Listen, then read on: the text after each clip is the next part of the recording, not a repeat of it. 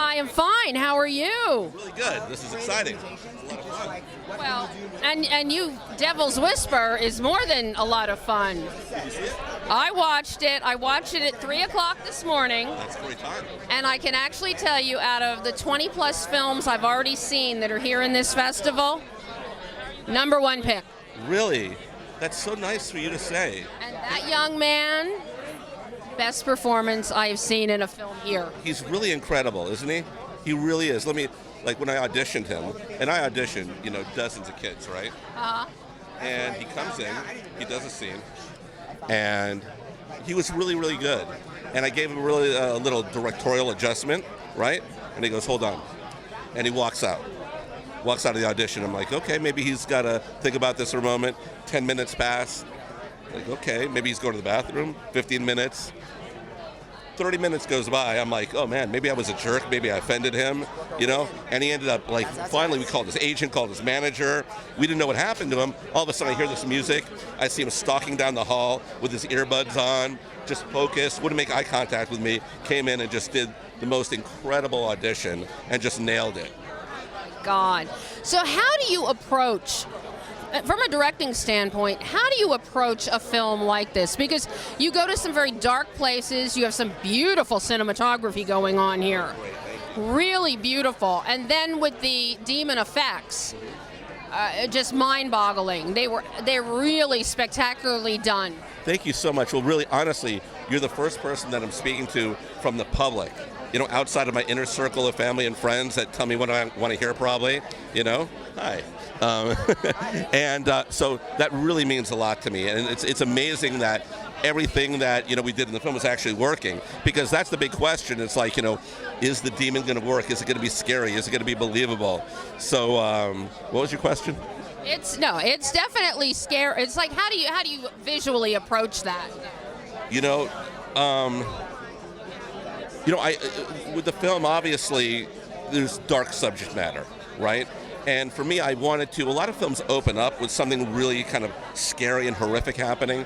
And it was important to me and you mentioned the cinematography. We had a brilliant cinematographer French cinematographer named Patrice Cochet.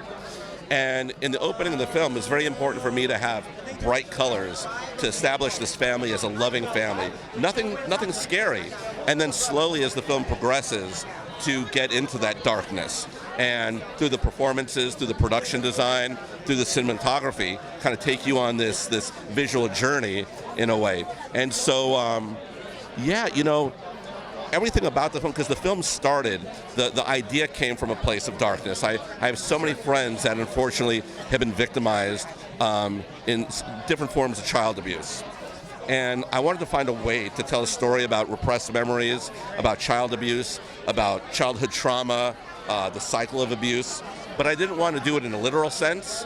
And I thought that the horror genre really was a place to explore these kinds of themes.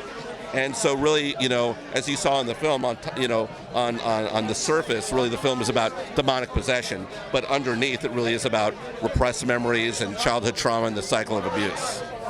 But it's tough because, asking the actors to be in a film that isn't just kind of a fun, scary movie. It's about real stuff. It's about stuff that, all of us can relate to, whether it's through our personal experiences or experiences that our friends or family have had. So and I demanded from my actors that they connect with the truth. And so it was a tough journey. It's for Luca to be in that dark place, even though his character doesn't necessarily remember or acknowledge these feelings or these memories, still, it's inside of him. And he has this kind of 1,000-yard stare, through the film. You look into his eyes. He doesn't have a lot of dialogue through the film, but you look at him and you know that this kid has had some experiences. And also, Tessie Santiago, who's brilliant as the mother, and her, it was challenging because, for her, she wants to be the ultimate mom, but this is a mom that loved her son dearly, but also made a lot of mistakes and has some responsibility for what happened to her son, and takes a lot of responsibility. So it's to work on a film that has all these kinds of dark themes. It's tough, it's challenging, but now to see the film, and I'm really, really proud of what we did.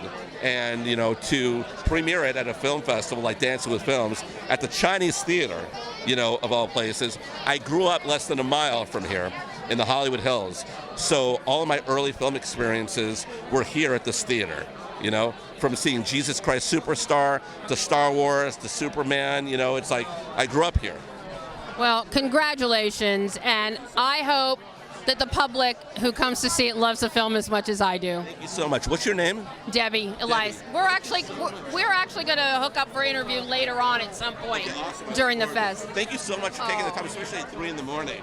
My pleasure. Very cool of you. Thank you. Thank you.